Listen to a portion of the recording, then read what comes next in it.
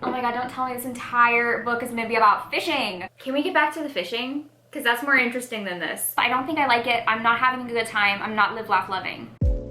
Hey friends, welcome back to my channel. So recently I saw this list on Goodreads, top horror authors recommending seriously scary books. And I thought it would be fun to read some of the books on here that have been recommended as the scariest books by all of these horror authors. I have already kind of quickly scrolled through the list, and it looks like there are about 10 different horror authors that all recommended 4 books each, and they all have like a short little blurb about what they personally find to be very scary. So I think what I'm gonna do is go through and read all of those little blurbs and choose the one that I feel like I agree with what they find scary. Because what I love so much about horror and what I find so fascinating about it and what I love talking about specifically when it comes to horror is how subjective it is and how what scares one person is not gonna scare another person, and 2 people could read the exact same horror book and have completely different experiences just because of what they personally find to be scary. If I was sitting here trying to define what I find scary, some of the like scariest horror books that I've read have to do with things that are very unknown. Cosmic horror, I love space horror, I love oceanic horror, and all 3 of those I find so terrifying because they are so rooted in unknown or unexplained things. I find that like the lack of answers is very scary. It's the not understanding and the not knowing that terrifies me. Or not even just not knowing or not having the answers, but there not being answers. There's a lot of things in horror that just are and have no motive, have no rules, have no communication. Like there's just no reason. So we're just gonna go through and see what these horror authors said. So first up we have Sarah Gailey, who I've actually read 3 of their recommendations. I don't know why no one is watching want to read? I have read that. In order to be truly terrifying, a book must confront the convenient lies we tell ourselves to make the world bearable. Only by stripping away the artifices of social contract and reason can a book tap into the profound terror that comes with having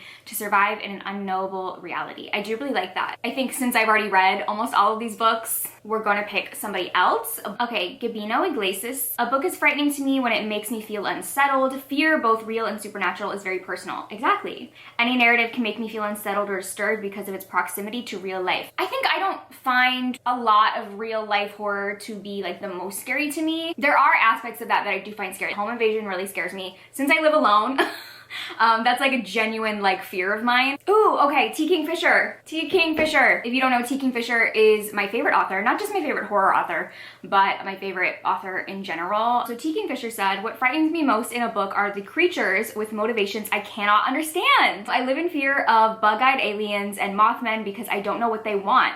At least with a serial killer or a rabid Saint Bernard, I know what's going on even if I can't actually stop it. But the thing that comes at you that you cannot fight off or negotiate with or even fully comprehend gets me every time." Oh my god, that is exactly what I said.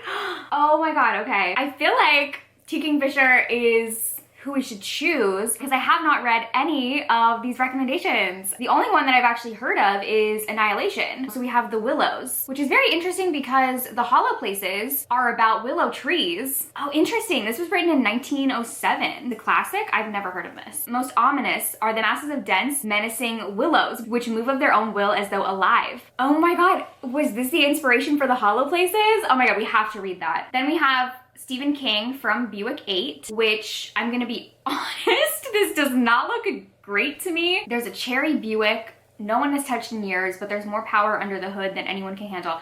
I am gonna be upfront, I'm not a Stephen King girly. I've tried to be. I don't know. Maybe I will read this book, but it doesn't sound super promising to me. Annihilation, I have actually watched the movie a long time ago. I don't remember much of it though, and I've always wanted to read the book because the book sounds great. I'm very happy with this recommendation. And then lastly, The Fisherman by John Langan, which I don't think I've heard of. Ooh, it's tagged as Lovecraftian, which makes me think it's cosmic horror. Let me scroll through the rest of this list really quickly, but I think we're gonna choose T. Kingfisher. I mean, how could I not, right? Alexis Henderson. Oh, I've read 3 of them. I have not heard the best things about The Return. And I actually gave this book 1 star, The Hacienda 3 stars, and then this one 5 stars, but it's like, it's 5 stars with an asterisk next to it that I absolutely hated it. Paul Tremblay, I loved Come Closer. Isabel Canas, these all look like short stories, which I'm not the biggest fan of. I have really been wanting to read The Good House. I've heard good things about that. Okay, yeah, I feel like the list I need to choose is T. Kingfishers. So we have The Fisherman, Annihilation, The Willows, and then maybe From Buick 8. I'm gonna be honest, I probably won't read that one. Sorry. So I'm gonna track down these books and then we will get to reading. All right, so I've now gotten all of the books that were recommended by T. Kingfisher as the scariest horror that she has read. So we have Annihilation by Jeff Vandermeer, The Fisherman by John Langan, and then the short story The Willows. I was trying to find if this existed like in a collection or something, and there are versions of this that are in print, and actually there's a new collection coming out soon from Barnes & Noble of like their gothic series that they do that's gonna have this in the collection. That is actually coming out very soon, but I just ended up getting it as an ebook for my library. This book, however, was very hard to track down. I actually lucked out and stumbled across a copy on Pango Books, but my library didn't have it, Amazon didn't have it, except for like from third-party sellers. So I am going to start reading, and I am prepared to be scared. Okay, I wanted to give an update for The Fisherman because I now got to part 2, which is very interesting because part 2 is now a different story. So this is very much like a story within a story, which I didn't know going into it. So far in part 1, we have the main character Abe and then his friend Dan. They're both widows. They both bonded over losing their wives and they like to go fishing together. And then Dan really wants to go to this one fishing spot, Dutchman's Creek. I'm not gonna lie. Initially, I was a little nervous because the first couple of chapters, it's all about fishing, which like, I mean, I think I was warned. But I was like, oh my god, don't tell me this entire book is gonna be about fishing. Because there's not much in the world that I care less about. I can't think of anything off the top of my head. But we get to part 2 where they are in this diner and the owner of the diner finds out where they're going to fish. And he says, oh my god, I have to tell you a story. And then part 2 is the story that he tells him. And the main character says that when he got home, he had to write down the entire story so that he would always have a record of it. The main character is telling the book after the fact, which is a storytelling technique that I love. So he does give us moments where like little like spoilers of what is to come. The very first page, he tells us it happened going on 10 years ago on the first Saturday in June, and by the time night had fallen, I'd lost a good friend, most of my sanity, and damn near my life. The writing is really great. I'm really enjoying the writing, and I'm excited to see now where it goes in part 2 because I was getting nervous with all the fishing, but I think we've now passed fishing. I think that the narrator of this book is a good storyteller and the writing is great. I'm intrigued.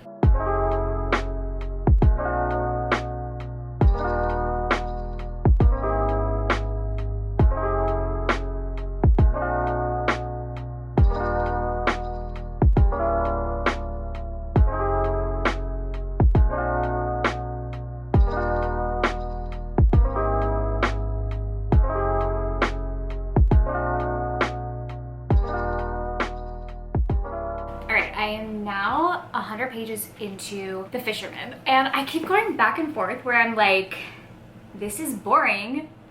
Why am I reading about this? I don't care. And then something happens and I'm like, tell me more. I just read a scene where like this guy starts vomiting out these monsters.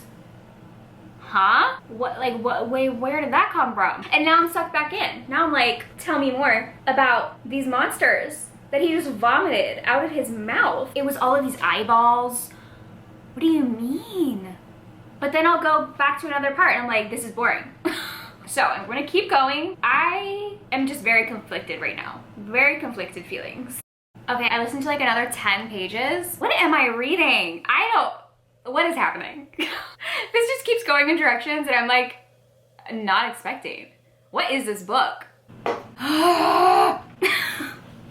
I am halfway into this book and it's so boring. Like it keeps being super boring and then like something happens that like sucks me back in and I'm like, ooh, tell me more, and then it gets boring again. And then it sucks me back in. It reels me in. It reels me in. And then I'm bored again. I don't think I like it. I'm not having a good time. I'm not live, laugh, loving. It feels so long. Like I'll be listening to it and every couple of chapters I'll kind of like go and I'll like move my bookmark to where I'm at to feel like I'm making progress. And it's like every time I do that, I'm only moving my bookmark like 3 pages, where it feels like I've been listening to it for a long time and it's not a lot. I feel like because most of it is no dialogue. There's not a lot of dialogue. It's mostly just like, you can kind of just see, it's mostly just blocks of text. And it's not terrible. Is it terrible? I don't know. It's feeling like one of those books where like the ending will determine if it's worth it or not. But I'm like, is it even worth it to get there? I don't know. I'm gonna force myself to finish it right now and I will check back in because I'm not continuing this book till tomorrow. We're finishing this bitch before I go to bed. That is my plan. Okay, I'm now 200 pages in. I think that I'm on the last chapter. I don't want to see. Yeah, I'm on the last chapter. Something just happened and this is a slight spoiler, but I'm going to show you a picture. Hold on, I just have to show you. The direction that this book has taken reminds me of a picture from Slewfoot. So if you don't want to know anything about this book, look away. I'm not going to give any descriptions, but this right here, that's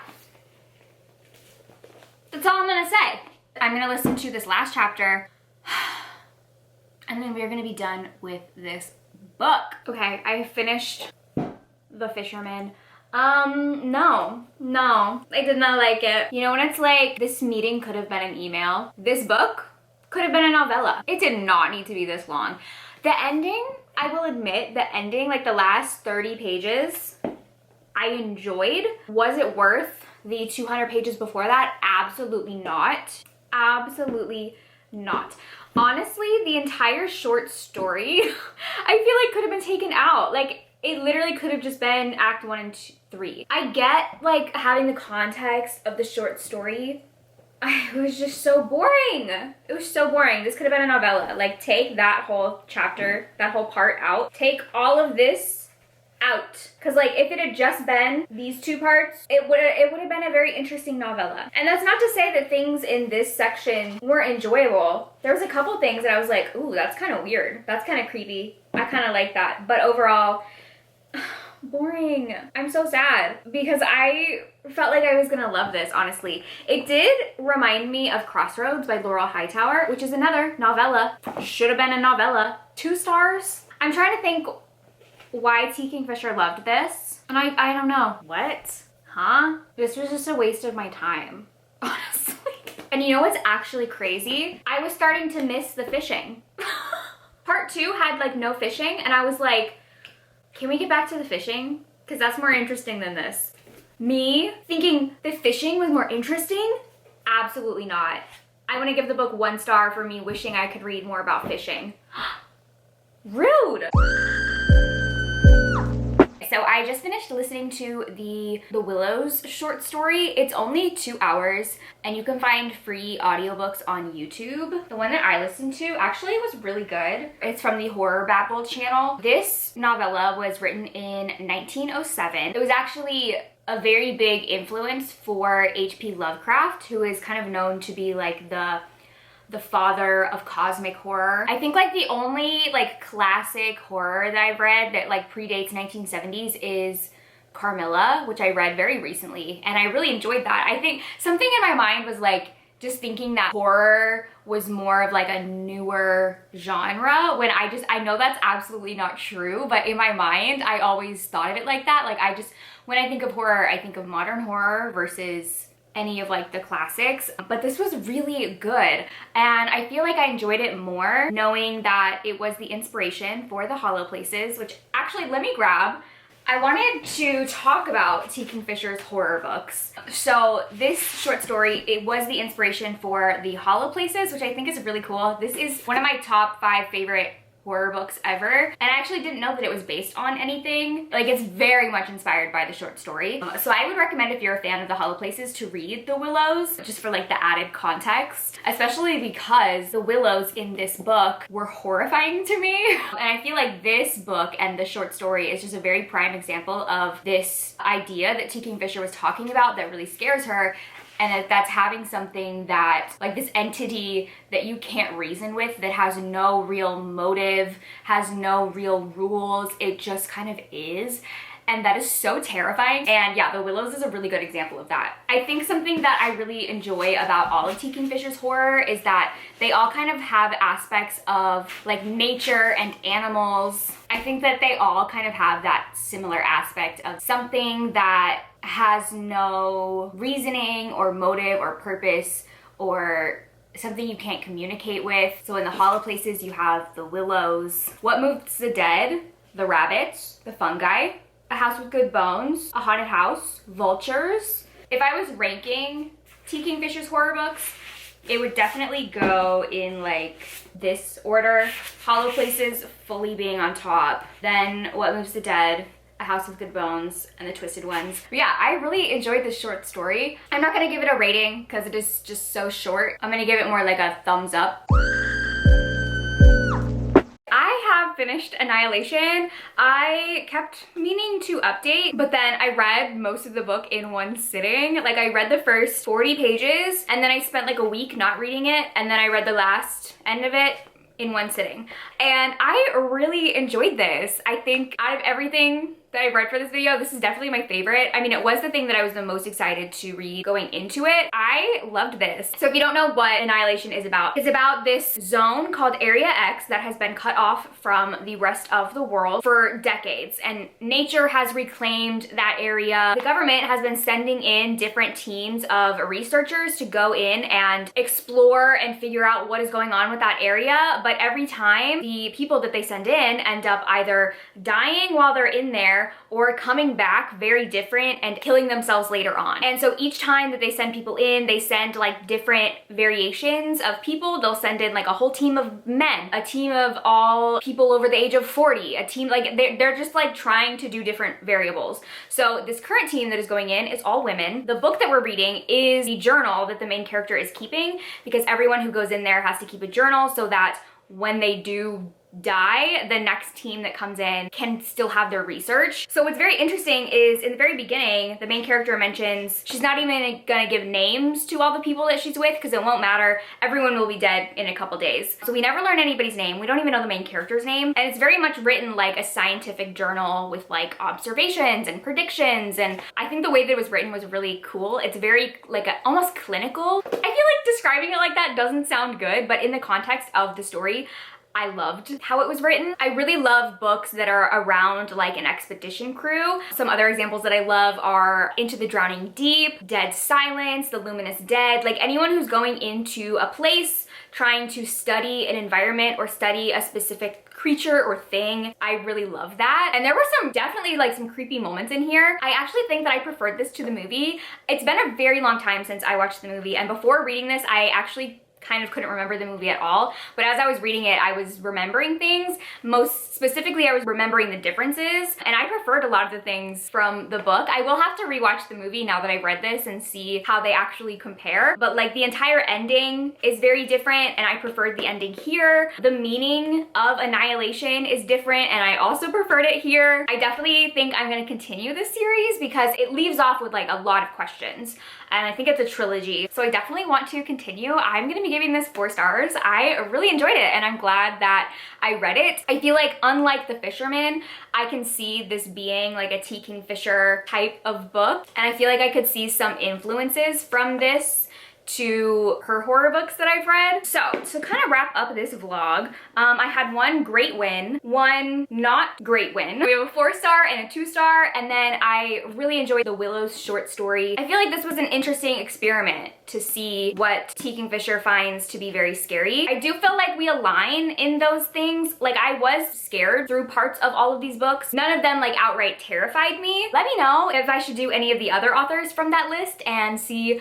what scares them. them. I kind of liked doing it where I just picked one author and I read their recommendation and was able to just like really see what that specific author finds scary versus just like reading a bunch from the list. Also, let me know what really scares you. Like, what is something in horror that absolutely terrifies you? Thank you guys for watching. If you liked this video, please like and subscribe and check out my Patreon where I post tons of exclusive content. I will see you guys in my next video. Bye!